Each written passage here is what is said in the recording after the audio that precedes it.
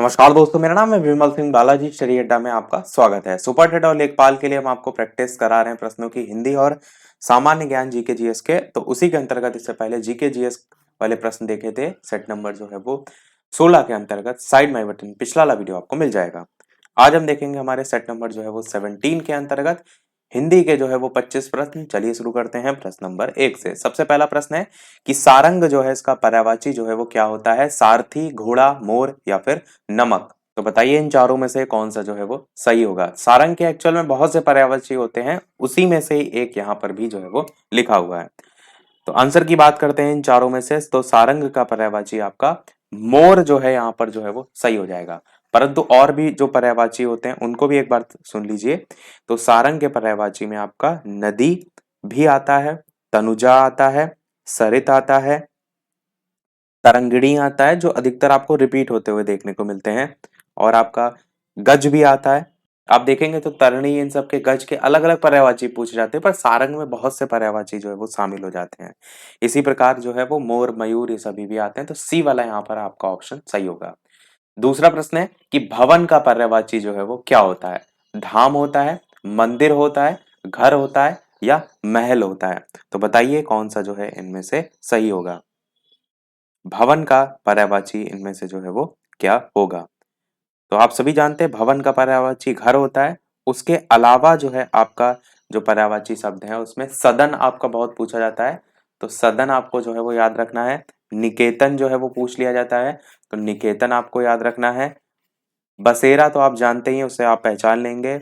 और आपका निवास स्थान होता है ना, तो निवास भी इसी का होता है। और विद्याधन आलय, तो आलय जो होता है रहने के संदर्भ में होता है ना, तो विद्यालय में से ही आप आलय वर्ड को अलग करेंगे, तो आलय भी जो है इसका होता है। और आपका गृह होता है। और आपका सदन मैंने बता दिया, घर आपका ऑप्शन में ही दे रखा है। तो इस तरीके से सभी आपको याद रखने हैं। तीसरा प्रश्न देखते हैं। आंसर यहाँ पर घर जो है वो सही हो जाएगा। तीसरा प्रश्न आपका है कि एक दंत में समास जो है वो कौन सा है? तो बहुब्रीहि, तत्पुरुष, द्वंद्व, द्विगु। बताइए कौन सा इनमें से सही होगा। तो एक दंत किसे कहा जाता है? तो गणेश जी को कहा जाता है एक दंत। तो उसके आधार पर आप क्या कहेंगे? जहां पर कोई अन्य पद प्रधान होता है, तो आपका यहाँ पर बहुब्रीहि समास जो है वो आपका पहला ही ऑप्शन जो है वो सही हो जाएगा, एक दंत में समास। फोर्थ आपका है कि कन्यादान में समास बताइए। द्विगु, तत्पुरुष, कर्मधारय या बहुब्रीहि, कौन सा जो है इनमें से सही होगा? कन्यादान में समास। अगर आप सही तरीके से समास विग्रह जो है वो कर लेंगे, तो आसानी से आप जो है वो यहाँ पर सही ऑप्शन तक पहुंच जाएंगे। आंसर की बात करते हैं, तो कन्यादान जो है इसमें तत्पुरुष समास जो है वो होगा। तो ये आपका बी वाला ऑप्शन जो है वो सही होगा। समास विग्रह कैसे होता है? तो कन्यादान का मतलब होता है कन्या का दान। तो उस आधार पर तत्पुरुष में आपका विभक्ति आ जाएगी। संबंध का की के होता है ना, कर्ता ने कर्म को करण से, इस प्रकार से। तो संबंध का की के आता है, तो का वहां से आप पहचान सकते हैं। बी वाला ऑप्शन सही हो जाएगा। पांचवा प्रश्न है मनः प्लस बल का सही संधि जो है वो कौन सी होगी? मनोबल, मनुबल, मनबल, मनोबल, कौन सा इनमें से सही होगा? आंसर की बात करते हैं, तो मनः धन बल, विसर्ग लगा हुआ है, इससे ये तो आप पहचान गए कि यहाँ पर जो है वो विसर्ग संधि होगी। पर आपको इसका अलग अलग जो है बताना है कि किस प्रकार से जो है ये ब्रेक होगा। आंसर की बात करते हैं इन चारों में से, तो आपका ऑप्शन यहाँ पर मनोबल जो है वो सही होगा। मनोबल का संधि विच्छेद अगर आप करेंगे तो मनः प्लस बल होता है। कई बार मनोबल ही डायरेक्ट पूछ लिया जाता है कि मनोबल का इनमें से जो है वो कौन सा संधि विच्छेद होगा, इस प्रकार से। अगला छठा प्रश्न देखते हैं कि प्रति प्लस एक, इसका आपको सही संधि जो है वो बतानी है। प्रतीक होगा, प्रत्येक होगा या फिर प्रतीक होगा, या फिर इनमें से कोई नहीं। बताइए कौन सा जो है वो सही होगा। तो ऑप्शन है प्रतीक, प्रत्येक, प्रतीक या इनमें से कोई नहीं। प्रति प्लस एक का सही संधि जो है वो क्या होगा? आंसर की बात करते हैं, तो प्रत्येक आपका जो है ऑप्शन सही होगा। प्रति प्लस एक का सही संधि विच्छेद जो है वो प्रत्येक जो है आपका हो जाएगा। अगला देखते हैं आपका प्रेमचंद का कौन सा उपन्यास इनमें है, आपको बताना है। बढ़िया प्रश्न है। पहला ऑप्शन है झूठा सच, दूसरा ऑप्शन है निर्मला, तीसरा ऑप्शन है आपका मैला आंचल, और चौथा है मानस का हंस। तो आपको बताना यह है कि प्रेमचंद का कौन सा इनमें से जो है वो उपन्यास जो है वो है। तो आंसर की बात करते हैं इन चारों में से, तो आपका आंसर निर्मला यहाँ पर जो है वो सही होगा। प्रेमचंद का उपन्यास यहाँ पर निर्मला है। देखिए रचनाओं से संबंधित हम ट्रिक ऑलरेडी सारी देख चुके हैं, यदि नहीं देखी हो आपने तो जीके प्लेलिस्ट के अंतर्गत भी आपको सभी वीडियो मिल जाएंगे और अलग से रचनाओं नाम से जो है आपकी एक प्लेलिस्ट बनी हुई है, उसमें अलग अलग कवि लेखक की जो है वो रचना संबंधित ट्रिक है, उसमें देख सकते हैं। इसके अलावा मैला आंचल जो है ये भी बहुत पूछी जाती है, तो ये किसकी रचना है? ये जो है वो फणीश्वर नाथ रेणु जो है इनकी रचना है। फणीश्वर नाथ रेणु जो है इनकी रचना है, इसको जरूर ध्यान रखिएगा। पहला जो ऑप्शन है झूठा सच, ये किसकी रचना है? तो ये जो है वो यशपाल जो है इनकी रचना है। ये उतनी पूछी नहीं जाती है, फिर भी यहाँ पर आई है तो मैंने आपको जो है वो बता दिया। यशपाल जो है इनकी रचना है। और आपका जो फोर्थ ऑप्शन मानस का हंस दे रखा है, ये किसकी रचना है? तो ये रचना जो है आपकी अमृत लाल नागर की है। यहाँ पर लिख देते हैं अमृत नागर, ए एन शॉर्ट में लिख दिया मैंने। तो अमृत लाल नागर की रचना है। ये भी बहुत इंपॉर्टेंट है मानस का हंस। क्यों इंपॉर्टेंट है? क्योंकि जो ये उपन्यास है ये रामचरितमानस के जो रचनाकार थे गोस्वामी तुलसीदास जी, उनके जीवन पर लिखा गया है। तो ये आपको ये भी ध्यान रखना है कि गोस्वामी तुलसीदास जी जो है उनके जीवन पर जो है मानस का हंस लिखा है। किसने लिखा है? तो अमृत लाल नागर जो है इनकी ये रचना है। आठवां प्रश्न है आपका कि विस्तार का विलोम शब्द जो है वो क्या होगा? संक्षेप, बड़ा, छोटा, लघु, कौन सा इनमें से जो है वो सही होगा? आंसर की बात करते हैं तो विस्तार जो है उसका मतलब होता है किसी चीज को बहुत फैलाने के संदर्भ में, और जब हम किसी चीज को कम से कम चीज में करने का प्रयास करते हैं तो उसे कहते हैं संक्षेप करना। तो संक्षेप आपका यहाँ पर सही होगा। देखिए इसी से मिलता जुलता लघु वर्ड भी है, तो उसमें कंफ्यूज आपको नहीं होना है। नवा प्रश्न है मिथ्या का विलोम शब्द कौन सा है? दिखावा, सत्य, धुंधला, घुंगला नहीं होगा, यहाँ पर धा होगा, धुंधला या फिर असत्य। बताइए इनमें से कौन सा जो है वो आपका सही होगा। तो मिथ्या का विलोम आपको बताना है दिखावा, सत्य, धुंधला या फिर असत्य, कौन सा इनमें से जो है वो आपका सही होगा। आंसर की बात करते हैं तो आपका आंसर सत्य जो है वो सही होगा। सत्य कह लीजिए, या ऑप्शन में आपको सच देखने को मिले, या आपको सच्चा ऑप्शन में देखने को मिले, तो ये सब इसके अपोजिट हो जाएंगे, क्योंकि मिथ्या का अर्थ होता है झूठ और उसका विलोम हो जाएगा सच। 10वां प्रश्न देखते हैं, इनमें से पुल्लिंग शब्द आपको छांटना है।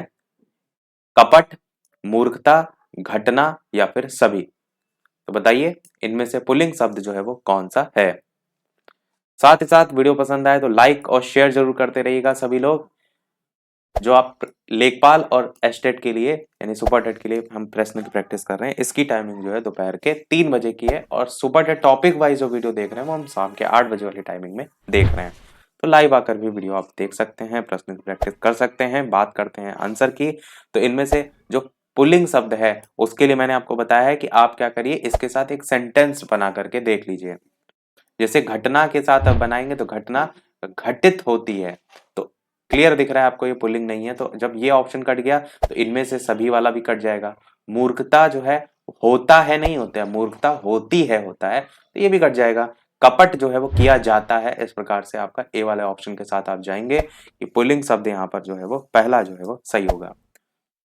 11 प्रश्न देखते हैं आपका।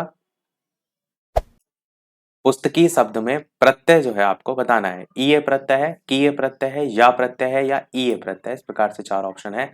बताइए कौन सा जो है इनमें से सही होगा। पुस्तकीय जो है उसमें कौन सा जो है वो प्रत्यय है। आंसर की बात करते हैं तो क्लियर दिख रहा है आपको, लास्ट में आपका क्या आ रहा है, बिल्कुल आपका डी वाला ऑप्शन यहाँ पर ई ए जो है वो सही होगा। मूल शब्द यहाँ पर पुस्तक होगा और प्रत्यय आपका अलग करेंगे तो ई होगा, और इस प्रकार मिलकर पुस्तकीय शब्द बनेगा। अगला है व्यवस्था शब्द में कौन सा उपसर्ग है? बताइए वी उपसर्ग है, स्था उपसर्ग है, वा उपसर्ग है या व्यव उपसर्ग है। अब यहाँ पर अगर आप देखेंगे तो एक से एक बेहतरीन ऑप्शन दिए हुए हैं, कौन सा इनमें से जो है वो सही होगा। व्यवस्था जो है इसमें कौन सा जो है वो उपसर्ग होगा। तो आंसर की बात करते हैं, यहां पर उपसर्ग आपका वी उपसर्ग जो है वो होगा। वी आपका उपसर्ग होगा, और अगर इसमें आप अलग करेंगे व्यवस्था में तो अवस्था आपका जो है वो अलग होगा, और इन दोनों के मिलने से आपका जो शब्द बनेगा वो बनेगा व्यवस्था। क्वेश्चन यहां से ये भी आता है कि इस व्यवस्था में कौन सा उपसर्ग जो है वो जोड़ दिया जाए जिससे इसका अर्थ जो है वो विपरीत हो जाए। तो इसका जो विपरीत होता है वो अव्यवस्था होता है। तो अगर आप इसमें आ आगे जोड़ दें तो अव्यवस्था हो जाएगा, तो वो उसका विलोम हो जाएगा। तो इस प्रकार से भी एक बार क्वेश्चन ये पूछा जा चुका है। अगला है कि कौन सी क्रिया जो है वो विशेषण रीतिवाचक जो है वो नहीं है? अचानक, थोड़ा, गिरना, जानकार। तो बताइए इनमें से कौन सा जो है वो सही होगा? कौन सी क्रिया जो है विशेषण रीतिवाचक नहीं है? तो सबसे पहले तो आपको ये समझना होगा कि रीतिवाचक जो यहाँ पर विशेषण की बात की गई है, ये होता क्या है? तो वे शब्द जो किसी क्रिया के करने का जो तरीका होता है, रीति होता है, उसका बोध कराते हैं, रीतिवाचक विशेषण में आते हैं। जैसे हम कहें धीरे धीरे, या जल्दी, या रोज, या अचानक, इस तरीके के। तो यहाँ, और अगर यहाँ पर विशेषण के साथ क्रिया भी जुड़ जाए, यानी रीतिवाचक क्रिया विशेषण आपसे पूछ लिया जाए, तो जहां पर जिन शब्दों के द्वारा क्रिया के संपन्न होने की रीति का बोध हो, वहां पर रीतिवाचक क्रिया विशेषण होता है। जैसे अचानक, ध्यानपूर्वक, झटपट, एकाएक, अचानक, इस तरीके के जो शब्द होते हैं ना, जो कह रहा है कि वो चीज, वो कार्य जो है वो कंप्लीट हो चुका है। जैसे सहसा, सहसा का मतलब होता है अचानक से। तो इस तरीके के शब्द। अब यहाँ पर देखिए तो अचानक भी है, गिरना भी है, जानकार और थोड़ा में अगर आप कहेंगे तो थोड़ा जो है यहाँ पर मात्रा को दर्शा रहा है, तो यही आपका नहीं है। जानकार भी जो है वो हो सकता है। तो बी वाला यहाँ पर आंसर जो है वो सही हो जाएगा, जो कि क्रिया रीति विशेषण रीतिवाचक जो है वो नहीं है। अगला देखते हैं। अगला प्रश्न 14 है, सर्वनाम के कितने भेद होते हैं? 2, 4, 6 या 8? बताइए इनमें से कौन सा जो है वो सही होगा? सर्वनाम के जो है वो कितने भेद होते हैं? नाम भी आपको जो है वो पता होना चाहिए। आंसर की बात करते हैं इन चारों में से, तो आपका 6 भेद टोटल होते हैं। ये सही हो जाएगा। कौन कौन से होते हैं? तो पुरुषवाचक सर्वनाम, निश्चयवाचक सर्वनाम, अनिश्चयवाचक सर्वनाम, संबंधवाचक सर्वनाम, प्रश्नवाचक सर्वनाम और निजवाचक सर्वनाम। अगला प्रश्न देखते हैं कि इनमें से कौन सा शब्द स्त्रीलिंग है? मृत्यु, मोहन, संकल्प, दुख। बताइए कौन सा इनमें से सही होगा? कौन सा शब्द जो है स्त्रीलिंग है? मृत्यु, मोहन, संकल्प, दुख। तो आंसर की बात करते हैं इन चारों में से। मैंने पहले ही बताया, स्त्रीलिंग पुल्लिंग को छांटने के लिए सेंटेंस बना लेंगे तो मृत्यु जो है वो होती है, आराम से आप पहचान सकते हैं। और ती है, स्त्रीलिंग शब्द का बोध हो रहा है, तो आपका ए वाला ही ऑप्शन जो है वो सही होगा। मोहन तो आपका पुल्लिंग है ही है। संकल्प जो है वो लिया जाती है नहीं होता है, लिया जाता है होता है। तो इस प्रकार से भी आपका स्त्रीलिंग नहीं होगा। दुख जो है वो होती है नहीं होता है, दुख होता है होता है, इसलिए जो है आपका ये भी पुल्लिंग में आ जाएगा। 16 प्रश्न इनमें से कौन सा सुमेलित जो है वो नहीं है? उच्च निम्न, गुप्त रहस्य, सगुण निर्गुण, इहलोक परलोक। तो कौन सा जो है इसमें से सुमेलित नहीं है, वो आपको यहाँ पर छांटना है। तो आंसर की बात करते हैं, तो यहां से आपको इतना तो क्लियर दिख रहा है कि ये सभी विलोम शब्द लिखे हुए हैं। तो उच्च का विलोम निम्न होता है, ये आपका बिल्कुल सही है। गुप्त का विलोम रहस्य नहीं होता है, गुप्त का विलोम जो है वो प्रकट होता है। तो ये आपका यहाँ पर गलत है। तो आंसर आपका यहाँ पर बी वाला सही होगा, क्योंकि प्रश्न में नहीं पूछा गया था। सगुण का विलोम निर्गुण होता है, सही है। इहलोक का विलोम परलोक होता है, ये भी आपका सही है। तो आंसर यहाँ पर बी वाला जो है वो आपका बिल्कुल सही होगा। गुप्त का विलोम क्या होता है? तो प्रकट होता है। गुप्त मतलब छुपा कर रखना, प्रकट मतलब दिखाना। 17 प्रश्न देखते हैं, इनमें से कौन से शब्द की वर्तनी जो है वो शुद्ध है? कौशल्या 4 प्रकार से लिखा हुआ है, कौन सा यहाँ पर जो है वो सही होगा? एबीसीडी में से बताइए। कौशल्या इनमें से कौन सा सही होगा? किस शब्द की जो है वो वर्तनी यहाँ पर शुद्ध है? आंसर की बात करते हैं तो पहला ही ऑप्शन यहाँ पर जो है वो सही है। कौशल्या इस प्रकार से जो है वो लिखा जाता है। तो 17 का पहला वाला ही यहाँ पर सही हो जाएगा। इसी प्रकार वर्तनी संबंध में एक और है, रचयिता। तो रचयिता होगा, रचयिता होगा, रचता होगा, रचती रचयिता होगा। इस प्रकार से 4 ऑप्शन है, कौन सा यहाँ पर जो है वो सही होगा? आप सभी जानते हैं रचयिता किस प्रकार से लिखा जाता है, तो बस पहला यानी 18 का जो बी वाला ऑप्शन है ये आपका सही हो जाएगा। अगला है बात बढ़ना। मुहावरा जो है उसका क्या अर्थ होता है? झगड़ा करना, या फिर बात बिगाड़ना, या फिर विवाद करना, या फिर झूठ बोलना। तो बात बढ़ना मुहावरे का क्या अर्थ जो है वो होता है? होता नहीं, कभी कभी कोई चीज लड़ाई हो रही है, उसके संदर्भ में कहते हैं कि बात बहुत बढ़ गई, बहुत आगे निकल गई, इस प्रकार से संदर्भ बोलते हैं। तो बात बिगड़ना भी हो सकता है कुछ हद तक, पर झूठ बोलना तो बिल्कुल नहीं है। विवाद करना भी बिल्कुल नहीं है। झगड़ा करना या बात बिगड़ना, इनमें से बताइए कौन सा सही होगा? आंसर की चलिए बात करते हैं, तो आंसर यहाँ पर होगा झगड़ा करना। देखिए क्या होता है, जैसे कोई चीज आपकी किसी से विवाद हुआ, बहस हुई, तो बातचीत से जब तक बातें चल रही हैं तब तक वो जो है वो नॉर्मल रहेंगी। पर जब हाथापाई वाली आ जाए, झगड़े पर आ जाए चीजें, तब उसको थोड़ा सा हम सेंस में लेते हैं बात बढ़ना, तो झगड़ा करना आपका ऑप्शन यहाँ पर सही होगा। अगला है आपका प्रश्न, खाक में मिलना मुहावरे का क्या अर्थ होता है? माना जाना, खून ढूंढना, बर्बाद होना या फिर नष्ट करना। बताइए कौन सा सही होगा। खाक में मिलना का क्या अर्थ जो है वो होता है? आंसर की बात करते हैं इन चारों में से, तो आपका ऑप्शन तो आंसर की बात करते हैं इन चारों में से, तो आपका ऑप्शन यहाँ पर बर्बाद होना जो है वो सही होगा। नष्ट करना भी एक संदर्भ में सही हो सकता है, पर अगर ये ऑप्शन नष्ट करना के ना लिख करके लिखा होता कि सब कुछ नष्ट हो जाना, तो आपका सही माना जाता है। इसलिए डी वाला ऑप्शन जो है वो नहीं होगा, सी वाले ऑप्शन के साथ हम जाएंगे।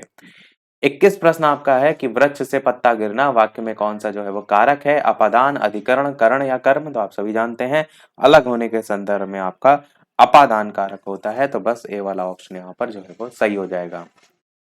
अगला है कि जिसका तेज समाप्त हो गया उसके लिए एक शब्द जो है वो कौन सा होता है?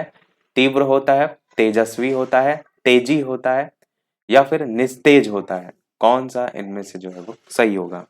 जिसका तेज समाप्त हो गया हो उसके लिए कौन सा जो है वो शब्द यूज किया जाता है?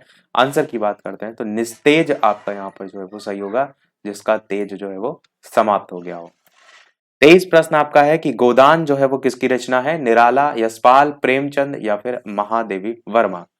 तो कौन सा इनमें से जो है वो सही होगा? अभी ऊपर एक आए भी था एक इस पर बेस्ड क्वेश्चन, वहां पर हमने रचनाएं देखी भी थी। तो प्रेमचंद्र जी आपका यहाँ पर जो है वो सही हो जाएगा। गोदान इनकी बहुत ही प्रमुख रचना है, तो ये तो आपको हर हाल में रटी होनी चाहिए। 24 प्रश्न आपका है, रिक्त स्थान की पूर्ति करनी है कि कमल का डैश सौंदर्य भंवरे को ही आकर्षित कर सकता है। चार ऑप्शन है, रम्य, सुकुमार, सौम्य या सौरभ। कौन सा इनमें से सही होगा? कमल का डैश सौंदर्य भंवरे को ही आकर्षित कर सकता है। तो आंसर आपका यहाँ पर सौरभ जो है वो सही होगा। सौरभ का मतलब होता है महक के संदर्भ में या फिर सुगंध के संदर्भ में। तो वही चीज यहाँ पर कही गई ना कि कमल का क्या जो है वो भंवरे को आकर्षित करेगा, तो उसकी जो सुगंध होती है ना, उसी के चलते वो सूंघते चला आता है। तो आपका महक या सुगंध सौरभ जो है इसका अर्थ होगा। तो कमल का सौरभ जो है वो सौंदर्य भंवरे को ही आकर्षित कर सकता है। अगला और इस वीडियो का लास्ट प्रश्न देखते हैं। इसके बाद एक प्रश्न हम आपसे भी पूछेंगे, जैसे कि सभी वीडियो में हम आपसे एक नए प्रश्न पूछते हैं। इसके अलावा चैनल पर नए हो तो सब्सक्राइब करके भी अवश्य जुड़ जाइएगा, और चैनल पर नए हो तो टेलीग्राम चैनल से ना जुड़े हो तो आपका लिंक जो है आपको डिस्क्रिप्शन में मिल जाएगी, और बालाजी स्टडी अड्डा सर्च करके भी जुड़ सकते हैं। और वीडियो को लाइक, शेयर और सब्सक्राइब जरूर करते रहिएगा। 25 प्रश्न देखते हैं। मोहन जो है उसकी काम के प्रति लगन और निष्ठा डैश है, शोभनीय है, अनुकरणीय है या फिर हास्यास्पद है या फिर मेहनत है। कौन सा इनमें से जो है वो सही होगा? आंसर की बात करते हैं तो आंसर यहाँ पर बी वाला अनुकरणीय होना चाहिए। यहाँ पर रा और होनी चाहिए। अनुकरण मतलब होता है ना किसी चीज को आप देखकर कॉपी करें, तो उसका जो लगन है, निष्ठा है, उसको देखकर और लोग भी सीखें उससे, वो यहाँ पर मेन उद्देश्य होता है। तो वो आपका बी वाला ऑप्शन जो है वो सही होगा। सभी प्रश्न हमारे समाप्त। अब एक प्रश्न आपके लिए भी, जैसे कि सभी वीडियो में हम आपसे एक न एक प्रश्न पूछते हैं। तो इस वीडियो का आपके लिए प्रश्न है कि जैव विविधता दिवस कब मनाया जाता है? ए ऑप्शन है 28 फरवरी, बी ऑप्शन है आपका 30 जनवरी, सी ऑप्शन है 29 दिसंबर और डी ऑप्शन है 23 मार्च। इन चारों में से कौन सा सही होगा? अपना आंसर वीडियो के मेन कमेंट में टाइप करके बताइएगा। लाइव टाइमिंग दो है, दोपहर के 3 बजे और शाम के 8 बजे। तो लाइव आकर भी वीडियो आप देख सकते हैं, प्रश्नों की प्रैक्टिस कर सकते हैं। तो आज में इतने ही रखते हैं। मिलते हैं अगले वीडियो में कुछ नए प्रश्नों के साथ, नए टॉपिक के साथ। तब तक के लिए नमस्कार, जय हिंद।